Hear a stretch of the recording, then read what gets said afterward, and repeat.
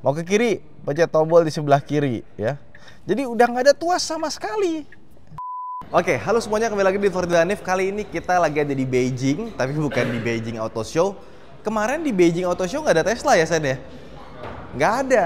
Jadi kita sengaja datang ke showroomnya Tesla karena Tesla Model 3 itu baru aja facelift dan sekarang tampilannya berbeda. Nah, ini tampilan yang berbeda ini nggak cuma meningkatkan tampilannya aja jadi kelihatan lebih baru dan lebih cakep sih. Jujur aja dibandingkan dengan yang lama, gue lebih suka sama desain lampu depannya yang sekarang jadi lebih tipis. Ya meskipun jadi lebih kayak mobil Cina sih, tapi aerodinamikanya itu bertambah. Jadi yang tadinya coefficient of drag-nya 0,225 sekarang jadi 0,219. Jadi meningkat lah. Dan karena improvement yang dilakukan, dibikin lebih enteng, terus juga mobil ini tuh dibikin lebih hemat ya biaya produksinya. Makanya range-nya itu bertambah sekitar 10%. Yang tadinya itu ada varian yang di bawah 400 kilo secara EPA, sekarang semuanya jadi di atas 438, ada yang 549 yang paling tingginya, dan untuk yang performance itu sekitar 478 km. Tapi itu menurut EPA, Environmental Protection Agency yang ada di US. Kalau versi CLTC harusnya lebih panjang lagi, karena CLTC itu biasanya klaimnya itu lebih panjang dibandingkan dengan WLTP, NEDC, atau EPA. Paling jelek itu EPA biasanya. Jadi harusnya di Cina ini bisa sampai 600 kiloan. Oke, nah apa aja sih yang berubah gitu kan? Bisa kita lihat sekarang bentuk bonetnya berubah, dia jadi lebih landai, lampu depannya berubah, bempernya juga berubah, dan overall looks-nya jadi lebih modern dan bagus. Kemudian kita lihat di sini bannya, ini juga bentuknya beda. Yang tadinya itu aero cover lebih banyak ya kan, yang sekarang jadi dibikin seperti ini. Bagian plastiknya cuma ada di pinggir-pinggirnya aja. Dan dia pakai ban Hankook Ion Evo, ukurannya 235/40 R19. Nah, terus seperti mobil-mobil Tiongkok lainnya, Tesla itu kan pelopor autonomous driving, makanya sensornya banyak. Tapi dia nggak punya sensor radar atau lidar semacamnya. Semuanya dibuat full kamera. Jadi kata Elon Musk, kamera itu harus bisa menyamai mata manusia gitu kan. Makanya Tesla model baru itu nggak ada sensor lain selain sensor kamera. Kayak misalkan di depan sini, ini ada 3 buah kamera di bagian depan dan ada 1 buah sensor buat cahaya. Terus di sini juga ada kamera lagi ngadep ke sini, terus ada lagi kamera di bagian sini. Dan seperti biasa Tesla ininya nggak berubah ya, masih merepotkan, dan kacanya masih frameless untungnya. Terus atasnya ini masih kaca semua, dibikin two piece, yang terakhir itu sampai ke belakang itu nyambung ya. Belakangnya masih sama kecuali model lampu belakangnya yang menurut gue jadi lebih futuristis. Semoga nggak ngembun lagi ya. Dan ini logonya masih sama Tesla seperti ini ya, dan logonya tipis gitu, nggak dibikin emblem yang tebel. Dan ini model 3 plus ya, artinya dia yang long range sekitar 549 km menurut EPA. Belakangnya jadi seperti ini, diffusernya jadi lebih baik, makanya juga aerodinamikanya bisa lebih baik dibandingkan dengan yang lama. Bagasi belakangnya, nah bagasi belakangnya masih sama besar ya, gede. Dan uniknya adalah Tesla Model 3 menurut orang-orangnya di forum Tesla, yang buatan Cina itu lebih bagus dibandingkan dengan Model 3 yang buatan Amerika. Karena yang buatan Cina itu dia punya panel gap dan build quality ya nih. Ini panel gapnya itu lebih tipis dan konsisten ya. Meskipun masih gede juga sih ya. Tapi ini udah jauh lebih baik. Kalau misalkan kalian pernah lihat Model 3 yang dijual di Indonesia, panel gapnya seperti apa, nah ini bisa kelihatan dia lebih baik. Nggak cuma itu juga, Model Y-nya pun juga lebih rapi, lebih bagus ya. Sekarang kita masuk ke dalam. Nah ini bisa kita lihat door trimnya. Ini bahannya semuanya soft touch. Di sini Alcantara, sama di sini ada lampu ambient light ya. Ada speaker, dan ini bahan-bahan yang dipakai juga menurut gue sih bagus ya. Tombol-tombolnya pun juga satisfying, dan seperti biasa Tesla untuk membuka pintu dia pakai tombol seperti ini, nggak ada tuas lagi ya. Ya canggih sih, cuma pas kita ke Beijing Auto Show kemarin rata-rata mobil yang keluar brand new 2024 itu udah pakai tombol semua, jadi udah nggak kerasa wah lagi. Nah terus masuk ke dalam, interiornya Pertama, layarnya dia sedikit lebih besar dan bezelnya semakin tipis, tapi tetap dia masih belum ada layar di bagian tengah sini, jadi nggak ada indikator sama sekali. Dan ngomong-ngomong, di Cina ini banyak banget yang bikin aksesorisnya buat taruh speedometer di bagian depannya. Nah, ini pun juga AC-nya itu masih panjang dari ujung ke ujung ya. Di sini juga bahannya soft touch. Ini ada bahan kayak semacam fabric gitu, soft touch lagi. Ini ada insert fabricnya bagus. Sampai ke sini juga ada kulit lagi. Ini fabricnya juga bagus. Dan dia punya ini ambient slide itu nyambung sampai ke bagian sebelah kanan, panjang ya. Nggak kayak BYD juga, dia bisa diputar nggak, dia masih sama gitu. Terus setirnya seperti ini, minimalis, tombol-tombolnya pun juga minimalis ya. Dan ini tombol tengah-tengahnya ini nih, yang nyala-nyala, itu dia haptic feedback. Dan gue sebel yang nggak ada tuasnya. Jadi kalau kita mau lampu sen mesti pencet di sini, baru nyala lampu sennya, dan langsung nyala juga. Ini ada kameranya. Mau ke kiri, pencet tombol di sebelah kiri ya.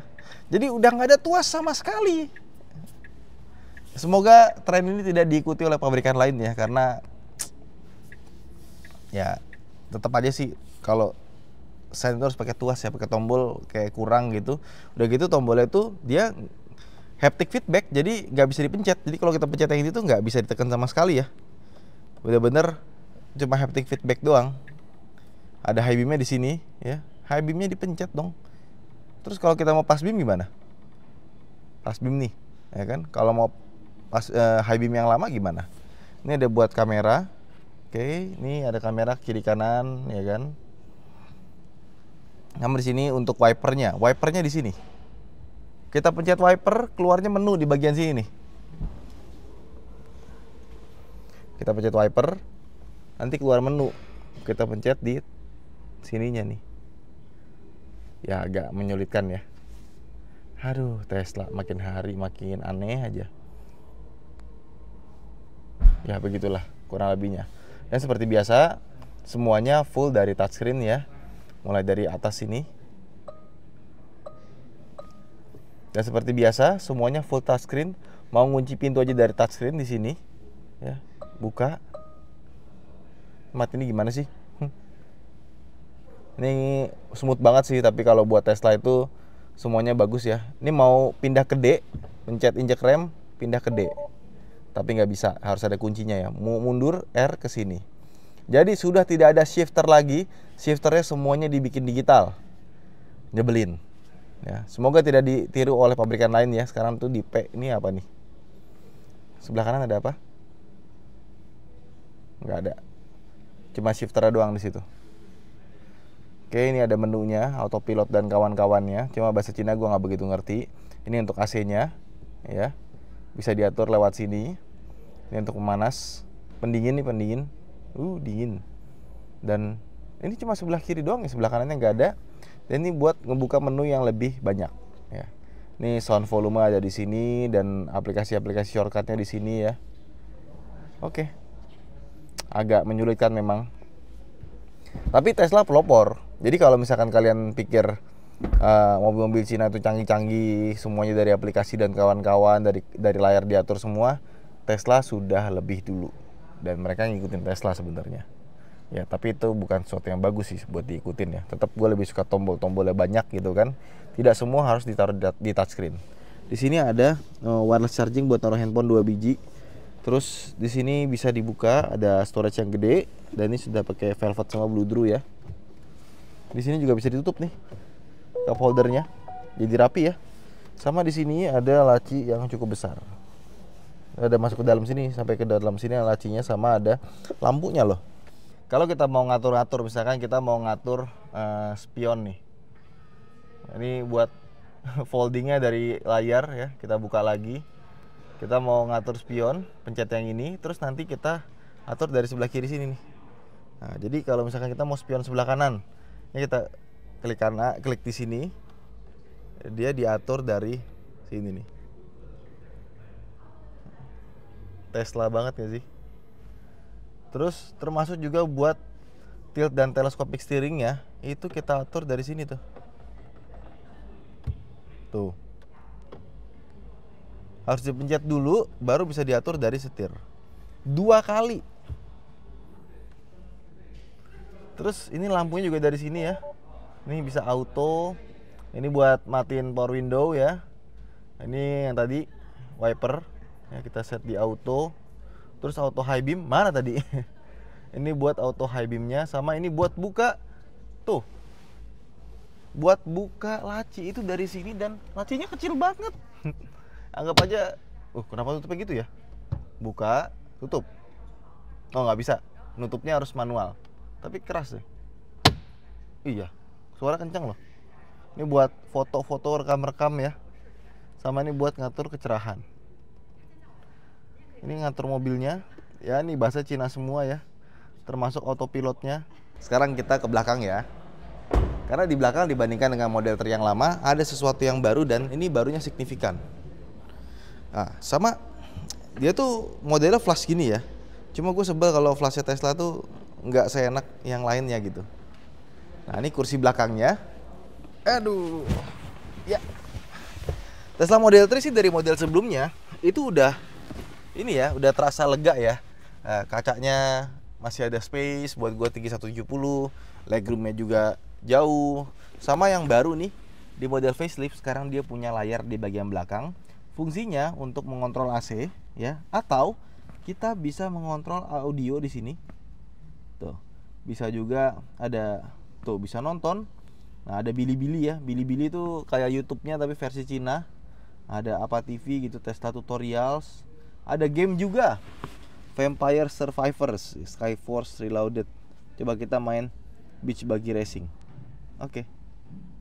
Masih download dulu 183 MB ya. Tapi intinya dia bisa buat main game di belakang. Ya, penting nggak penting, tapi oke.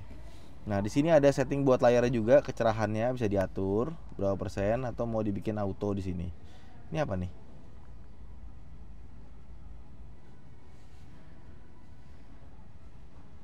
Ya, pokoknya seperti itulah. Tapi khasnya mobil Amerika ya, Eropa juga. Nah, ini kursinya tuh tegak banget ya kalau buat gue ya. Dari kemarin nyobain mobil-mobil Cina itu kebanyakan kursinya tuh pada rebah-rebah, empuk, lega-lega gitu ya. Tapi ini masih rasanya American car banget. Emang sih dia agak empuk, tapi tetap menurut gue masih terlalu tegak. Sama, dia bisa dibuka armrestnya di sini. Kalau dibuka, dia ada cup holder 2 ya di bagian sini, tapi nggak ada storage-nya. Dan ini dia nggak ada penahannya sih. Kayak ketahan separuh, tapi pas kita taruh tangan jadi kayak gerak juga gitu. Nah, door trimnya masih ada lampunya sampai ke belakang. Alcantara lagi, ada door pocket yang besar, sama di sini ada tempat buat nyimpen barang ya. Tapi ya, seperti gue bilang, build quality-nya itu jauh lebih baik dibandingkan dengan Tesla yang selama ini gue kenal sih. Yang buatan Cina ini emang bagus ya. Kita keluar, pencet tombol yang ada di sini. Nah, yang gue suka dari Tesla adalah dia punya bagasi depan yang sangat besar, dan bukaannya pun juga sangat tinggi. Jadi kalau kita mau naruh barang gitu ya, enak sekali, lega sekali. Ini lebih gede dibandingkan dengan Ioniq 5 sekalipun ya. Jadi Tesla itu kalau buat teknologi canggih ya. Oke, itu aja mungkin vlog kita kali ini. Gimana menurut kalian soal Tesla Model 3 terbaru? Kalau gue sih ngerasa ini jauh lebih proper dibandingkan dengan model sebelumnya. Tapi banyak hal yang menurut gue masih repot di mobil ini. Mulai dari touchscreen-nya yang semuanya ada di situ ya. Harusnya ada beberapa tombol dari touchscreen yang dikeluarin biar lebih mudah. Dan gue nggak suka mobil dengan speedometer yang hilang gitu. Kayak nyetir ke depan tuh mau ngeliat kecepatan mesti lihat kanan dulu gitu. Apalagi shifternya sekarang udah dibikin digital. Ya, jadi rasanya bagus sih mobil ya, cuma jadi repot aja. Sampai jumpa di vlog berikutnya. Terima kasih telah menonton. Bye-bye.